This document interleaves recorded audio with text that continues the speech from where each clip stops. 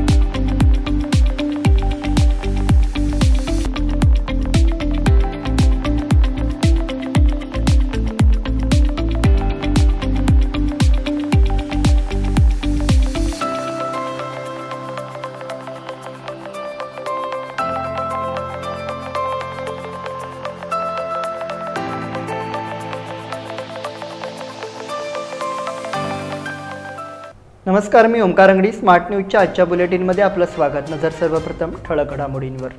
काँग्रेसच्या भारत जोडो न्याययात्रेला प्रारंभ। अयोध्येत बेळगावातील 15पेक्षा अधिक कर सेवकांचे योगदान।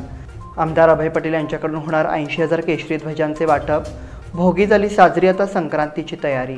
स्वामी समर्थ गजरात पालखी आणि पादुकांचे पूजन। ज्येष्ठ पत्रकार प्रशांत बर्डे यांचे निधन। संजना देसाई ठरल्या रोटरीच्या सुपरवुमन। हुतात्मा दिन गांभीर्याने पाळण्याचे तालुका मये समितीचे आवाहन। कुद्रेमानी साहित्य संमेलनाची मुहूर्तमेढ संपन्न। खानापूर येथील स्वामी विवेकानंद शाळेचे स्नेह संमेलन साजरे। या सगळ्या ऑफर्स मध्ये बेस्ट प्राइस भेटणार याची काय गॅरंटी? सगळेच गायब। म्हणूनच बीएससी देते लोवेस्ट प्राइस गॅरंटी।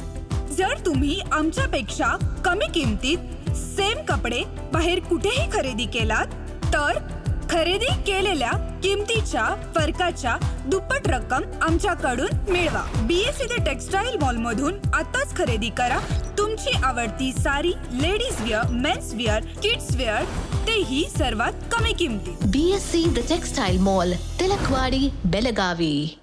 आणि आता पाहूयात सविस्तर बातम्या। राहुल गांधी यांच्या नेतृत्वाखालील काँग्रेसच्या भारत जोडो न्याययात्रेला रविवारपासून हिंसाचारग्रस्त मणिपूरमधून सुरुवात होत आहे। लोकसभा निवडणुकीच्या ती बेरोजगारी, महागाई आणि सामाजिक न्याय हे मुद्दे यात्रेच्या माध्यमातून उपस्थित केले जाणार आहेत। यात्रा पूर्व ते पश्चिम दिशेने 15 राज्यांमधून जाईल आणि मुंबईमध्ये समाप्त होईल। यात्रेची सुरुवात इम्फाळमधून न होता थौबल जिल्ह्यातून होईल। काँग्रेस अध्यक्ष मल्लिकार्जुन खरगे आणि पक्षाचे वरिष्ठ नेते यावेळी उपस्थित असतील। यात्रा तब्बल 6,713 किलोमीटर अंतर पार करणार आहे। मात्र भारत जोडो यात्रेप्रमाणे सर्व अंतर पायी न कापता बराचसा प्रवास बसने केला जाईल, तसेच काही अंतर पायी चालले जाईल। सुमारे 67 दिवसांच्या कालावधीत 110 जिल्हे, 100 लोकसभा मतदारसंघ आणि 337 विधानसभा मतदारसंघामधून ही यात्रा जाईल। 20 किंवा 21 मार्चला यात्रा मुंबईत यात्रेची समाप्ती होईल असे सांगण्यात आले आहे। अयोध्येत बेळगावातील 15पेक्षा अधिक कर सेवकांचे योगदान। सुमारे 500 वर्षांचा संघर्ष, अनेक पिढ्यांचा लढा, त्याग आणि बलिदानानंतर अयोध्येतील श्रीराम जन्मभूमीवर मंदिर साकारत आहे। बेळगाववासियांसाठी अभिमानाची गोष्ट आहे। 1 डिसेंबर 1992 रोजी बेळगावातून अयोध्येकडे प्रयाण करण्यात आले। परत येण्याची शाश्वती नसल्याने प्रत्येक करसेवकांच्या कुटुंबातील सदस्यांकडून हमीपत्र लिहून घेण्यात आले होते। 2-3 दिवसांच्या प्रवासानंतर लखनौला पोहोचलो। अयोध्येत करसेवा केल्याची समाधानाने अभिमान वाटतो। श्रीराम मंदिरासाठी आतापर्यंत बलिदान दिलेल्या असंख्य करसेवकांना विसरणे अशक्य आहे। बेळगावातील संघाचे प्रचारक आणि विहिपचे गोपाल, सदानंद काकडे, बाबूराव देसाई यांचाही मंदिर उभारण्यात मोलाचा वाटा राहिला आहे, अशी माहिती विश्व हिंदू परिषदेचे कोषाध्यक्ष कृष्णा भट यांनी दिली। आमदार अभय पटेल यांच्याकडून होणार 80,000 केशरी ध्वजांचे वाटप। राम मंदिर सोहळ्याच्या निमित्ताने बेळगाव दक्षिण आमदार अभय पाटील यांच्या वतीने विविध कार्यक्रमांचे आयोजन करण्यात आले आहे। या संदर्भात त्यांनी माहिती दिली आहे। अभय पाटील म्हणाले की बेळगाव शहरातील सुमारे 80,000 घरामध्ये केशरी रंगाचे झेंडे वाटप करण्यात येत आहेत। राम मंदिराच्या उद्घाटनाकडे संपूर्ण जग आतुरतेने पाहत आहे। बेळगाव दक्षिण मतदारसंघात आधीच 80,000 लाडू तयार केले जात असून हे लाडू राजस्थान राज्यातील कामगार तयार करत आहेत. 22 जानेवारी रोजी घरोघरी लाडू वाटपाची तयारी सुरू झाली असून प्रत्येक बॉक्समध्ये 5 लाडू भरले जात आहेत. बेळगावात अयोध्येचा सोहळा पाहायला मिळत असून याकडे सर्वांचे लक्ष लागले आहे. आमदार अभय पाटीलने रामाच्या लाडूचा प्रसाद बनवणाऱ्या केंद्राला भेट देऊन लाडू बनवण्याचे काम पाहिले. भोगी झाली साजरी, आता संक्रांतीची तयारी. शहर आणि परिसरात रविवारी भोगीचा सण उत्साहात साजरा करण्यात आला. या निमित्ताने विविध धार्मिक कार्यक्रमांचे आयोजन केले होते. भोगीच्या निमित्ताने घरोघरी भोगीचे वाण देण्यात आले. सुवासिनींना भोगीसाठी विशेष भेट देण्यात आली. तसेच या निमित्ताने घरोघरी विशेष मेजवानीचे आयोजन देखील करण्यात आले होते. विविध भाज्यांची मिश्र भाजी आणि बाजरीची भाकरी यांचा आस्वाद घेण्यात आला. त्याचप्रमाणे आता सोमवारी साजऱ्या होणाऱ्या संक्रांतीची तयारी शहरवासियांनी केली आहे. या निमित्ताने तिळगुळ घ्या गोड बोला असे म्हणण्यासाठी सर्वजण सज्ज झाले आहेत. शहर आणि परिसरात अनेक ठिकाणी संक्रांतीसाठी तिळगुळ खरेदी तसेच आवश्यक वाण साहित्य खरेदी उत्साहाने सुरू आहे. विशेषतः महिला वर्गाचा उत्साह ओसंडून वाहत आहे. त्यामुळे सर्वत्र उत्साहाचे वातावरण दिसून येत आहे. स्वामी समर्थ गजरात पालखी आणि पादुकांचे पूजन. अक्कलकोटहून निघालेल्या आणि काल बेळगावात आगमन झालेल्या स्वामी समर्थांच्या पालखीचे काल शनिवारी सायंकाळी महाद्वार रोडील श्री स्वामी समर्थ आराधना केंद्राच्या वतीने भव्य स्वागत करण्यात आले. सवाद्य निघालेल्या पालखी मिरवणुकीत बसवाणी बँड, ढोल पथक, जुना भाजी मार्केट व ज्योतिनगर कंगराळीतील भजनी मंडळ सहभागी झाले होते. संपूर्ण मार्गावर भक्तांकडून पालखीवर पुष्पवृष्टी करण्यात आली. त्याचबरोबर जय जय स्वामी समर्थ जयघोष सुरू होता. रविवारी सकाळी पालखी आणि पादुकांचे पूजन करण्यात आले. अक्कलकोट श्री स्वामी समर्थ देवस्थानचे उपाध्यक्ष अभय खोबरे यांच्यासह अन्य कार्यकारी सदस्य जातीने लक्ष ठेवून आहेत. आराधना केंद्राचे अध्यक्ष नारायण पाटील, सुनील चौगुले, विकास मजुकर, बोडाचे माजी अध्यक्ष संजय बेळगावकर आदी उपस्थित होते. ज्येष्ठ पत्रकार प्रशांत बर्डे यांचे निधन. नेहरूनगर येथील रहिवासी आणि ज्येष्ठ पत्रकार प्रशांत तुकाराम बर्डे वय 70 यांचे दिनांक 14 जानेवारी रोजी निधन झाले. निर्भीड पत्रकारितेचे उत्तम मार्गदर्शक असा त्यांचा लौकिक होता. तसेच त्यांचा जनसंपर्कही मोठा होता. विविध राजकीय आणि सामाजिक संघटनांना त्यांनी वेळोवेळी मौलिक मार्गदर्शन केले होते. त्यांच्या पश्चात भावंडे आणि भाचे असा परिवार आहे. संजना देसाई ठरल्या रोटरीच्या सुपरवुमन. बेळगावच्या सीपीएड मैदानावर सुरू असलेल्या रोटरी अन्नोत्सवात केलेल्या भव्य स्पर्धेमध्ये मानाचा सुपरवुमनचा किताब संजना देसाई यांनी पटकावला. तर शिल्पा कुलकर्णी फर्स्ट रनरअप आणि तृप्ती मांगले यांनी सेकंड रनरअपचा मान मिळवला. रोटरी क्लब ऑफ बेळगावकडून आयोजित अन्नोत्सव 2024 मध्ये विविध कार्यक्रम आयोजित केले जात आहेत. शनिवारी महिलांसाठी सुपरवुमन स्पर्धा अगदी चुरशीने पार पडली. या स्पर्धेत संजना देसाई यांनी सुपरवुमनचा किताब पटकावला. गेल्या वर्षीच्या विजेत्या अमृता रायबागी यांच्या हस्ते यंदाच्या विजेत्या संजना देसाई यांना सुपरवुमनचा मुकुट चढवण्यात आला. यावेळी 2020 मध्ये झालेल्या फेमिना मिस इंडिया कर्नाटकाच्या पहिल्या 5 स्पर्धकांमध्ये बेळगावच्या रती हुलजी उपस्थित होत्या. त्याचप्रमाणे उपविजेत्या शिल्पा कुलकर्णी आणि तृप्ती मांगले यांना देखील सन्मानित करण्यात आले. बेस्ट स्माइलचे बक्षीस अर्चना पद्मनावर यांना देण्यात आले. हुतात्मा दिन गांभीर्याने पाळण्याचे तालुका मही समितीचे आवाहन. बेळगाव, कारवार, निपाणी, बिदर, भालकीसह संपूर्ण मराठी प्रदेश महाराष्ट्रात सामील व्हावा यासाठी 17 जानेवारी 1956 रोजी झालेल्या आंदोलनात बेळगावमध्ये काही जणांनी हुतात्म्य पत्करले. येत्या बुधवार दिनांक 17 जानेवारीला बेळगाव व कंगराळी खुर्द येथे सर्व सीमावासियांनी मोठ्या संख्येने उपस्थित राहून या हुतात्म्यांचे स्मरण करून हा हुतात्मा दिन गांभीर्याने पाळणे आमचे कर्तव्य आहे असे विचार तालुका मही समितीचे कार्याध्यक्ष माजी आमदार मनोहर केनेकर यांनी केले. मराठा मंदिर येथे झालेल्या तालुका महाराष्ट्र एकीकरण समितीच्या बैठकीत त्यांनी उपरोक्त विचार व्यक्त केले. तालुका महाराष्ट्र एकीकरण समितीचे चिटणीस ॲडव्होकेट एम.जी. पाटील यांनी प्रास्ताविक केले. कुद्रेमानी साहित्य संमेलनाची मुहूर्तमेढ संपन्न. साहित्यातून समाज उन्नतीचे कार्य होते, यासाठी साहित्य संमेलने महत्त्वाची ठरतात असे मत लालबहादूर शास्त्री हायस्कूलचे शिक्षक शिवाजी हसनेकर यांनी व्यक्त केले. कुद्रेमान येथील बलभीम साहित्य संघ आयोजित मराठी साहित्य संमेलनाच्या मंडपाची मुहूर्तमेढ शनिवारी कुद्रेमानी हायस्कूलच्या प्रांगणात रोवण्यात आली. त्यावेळी ते प्रमुख वक्ते म्हणून बोलत होते. ग्रामपंचायत अध्यक्ष संजय पाटील अध्यक्षस्थानी होते. साहित्य संघाचे अध्यक्ष शैलेश गुरव यांनी स्वागत केले. शिवाजी शिंदे यांनी प्रास्ताविक केले. ज्योतिबा पाटील व निंगाप्पा पाटील यांनी मुहूर्तमेढ पूजन केले. खानापूर येथील स्वामी विवेकानंद शाळेचे स्नेहसंमेलन साजरे. दरवर्षी 12 जानेवारी रोजी स्वामी विवेकानंद जयंतीचे औचित्य साधून स्वामी विवेकानंद शाळेत स्वामी विवेकानंद जयंती व स्नेहसंमेलनाचे आयोजन केले होते. यावर्षी सकाळच्या सत्रात प्रमुख पाहुणे म्हणून बेळगाव येथील प्रसिद्ध बांधकाम व्यावसायिक चैतन्य कुलकर्णी उपस्थित होते. प्रारंभी शाळेच्या प्राध्यापिका सौ श्रद्धा दीपक पाटील यांनी उपस्थितांचे स्वागत व प्रमुख पाहुण्यांचा परिचय करून दिला. पाहुण्यांच्या हस्ते दीप प्रज्वलन व श्री स्वामी विवेकानंदांच्या प्रतिमेचे पूजन करण्यात आले. अध्यक्षीय भाषणात संस्थेचे अध्यक्ष चेतन मणेरीकर यांनी मार्गदर्शन केले. आरती वाली यांनी आभार प्रदर्शन केले. याच दिवशी संध्याकाळी विविध सांस्कृतिक कार्यक्रमांचे उत्तम आयोजन करण्यात आले होते. या बुलेटिनमध्ये वेळ झाली आहे छोट्याशा विश्रांतीची. पाहत राहा स्मार्ट न्यूज. आपल्या लाडक्या मुलामुलीच्या लग्नाचा प्रश्न सोडवायचा आहे, एखाद्या चांगल्या मार्गदर्शक संस्थेचा शोध घ्यायचा आहे, मग आपला शोध इथेच थांबतो आहे. श्री स्वामी समर्थ वधूवर सूचक केंद्र मॅरेज ब्युरो. आमच्याकडे सर्व जाती धर्माची 40,000हून अधिक स्थळे उपलब्ध. कर्नाटक, महाराष्ट्र आणि गोवा परिसरातील स्थळांची मोठी यादी उपलब्ध. आमचा पत्ता आहे श्री स्वामी समर्थ मॅरेज ब्युरो, शुक्रवार पेठ, टिळकवाडी, हॉटेल नियाजच्या शेजारी. संपर्क 9741436770 किंवा 9741625533.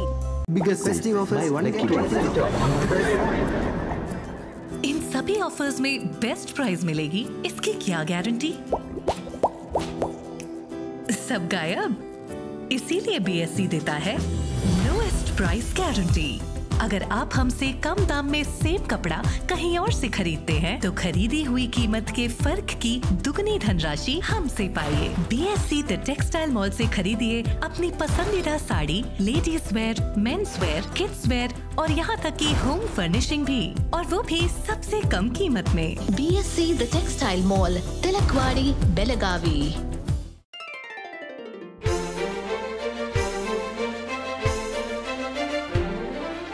खुशियों के रंग और त्योहारों की साथ मन में चली आई है अनोखी बरसात. चलो आओ मनाओ ये रंग रलियां, आराधना आई है खुशियाँ लेके साथ, खुशियाँ लेके साथ. शुभ दीपावली के वस्त्र खरीदारी के लिए आराधना, मारुति गली, बेलगाम. खुशियाँ लाए आराधना.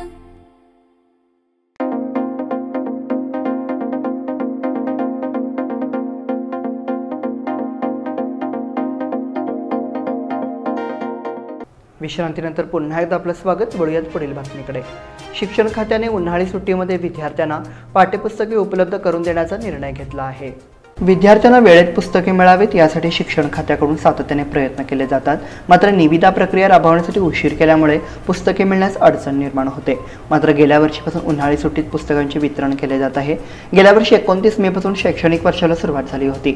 यापूर्वी सरकारी व अनुदानित शाळांना 90% पुस्तकांचा पुरवठा करण्यात आला होता. फक्त विना अनुदानित शाळांना पुस्तकांचे वितरण करण्यास विलंब झाला होता.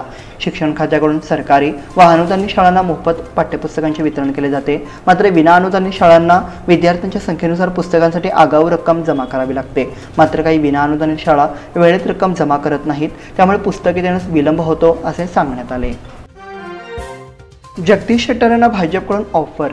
गेल्या वर्षी विधानसभा निवडणुकीवेळी भाजपचा त्याग करून काँग्रेसमध्ये दाखल झालेले माजी मुख्यमंत्री जगदीश शेट्टर स्वगृही परतणार असल्याची चर्चा रंगली आहे.